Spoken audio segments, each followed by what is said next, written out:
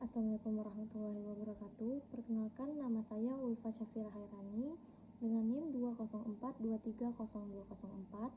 Saya merupakan mahasiswa Prodi PGMI Universitas Islam Negeri Sultan Toha Saifuddin Jambi. Di sini saya akan memenuhi tugas mata kuliah PKL lanjut SD atau MI. Selamat menyaksikan.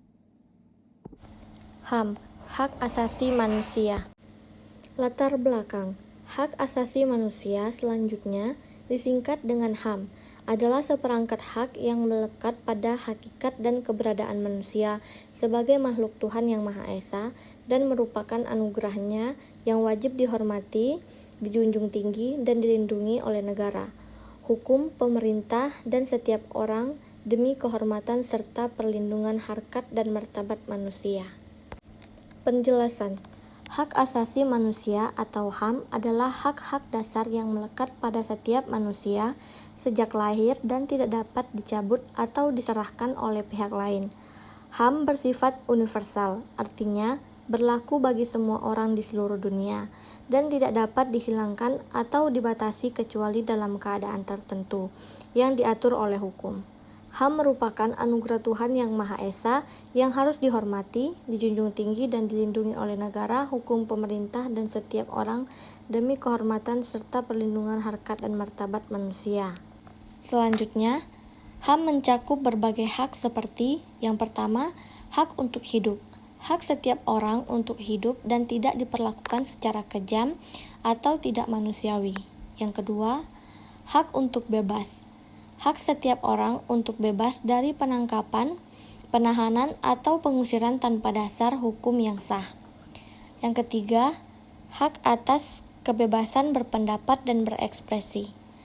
Hak setiap orang untuk menyampaikan pendapat dan pikiran secara bebas, baik lisan, tulisan, maupun melalui media lain. Yang keempat, hak atas pendidikan.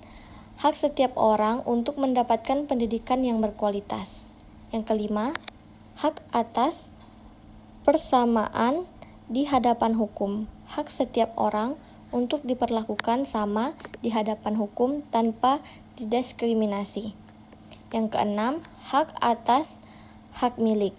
Hak setiap orang untuk memiliki dan menguasai harta kekayaan. Yang ketujuh, hak atas perlindungan hukum. Hak setiap orang untuk mendapatkan perlindungan hukum terhadap perbuatan yang merugikan hak-haknya. Yang kedelapan, hak atas kehidupan keluarga. Hak setiap orang untuk membentuk keluarga dan hidup bersama dalam keluarga. Yang kesembilan, hak atas privasi. Hak setiap orang untuk menjaga privasi dan kehidupan pribadinya. Selanjutnya, HAM memiliki beberapa sifat penting, antara lain, yang pertama, hakiki. HAM melekat pada diri manusia sejak lahir dan tidak dapat dihilangkan.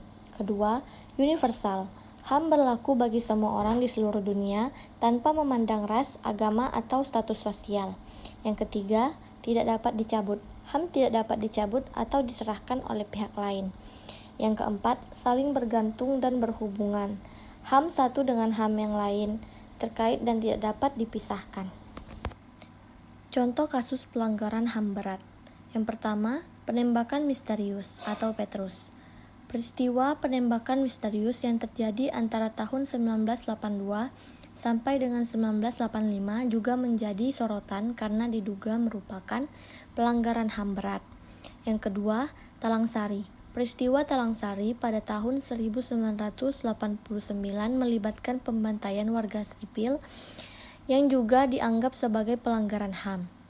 Yang ketiga, Trisakti dan Semanggi 1 dan 2.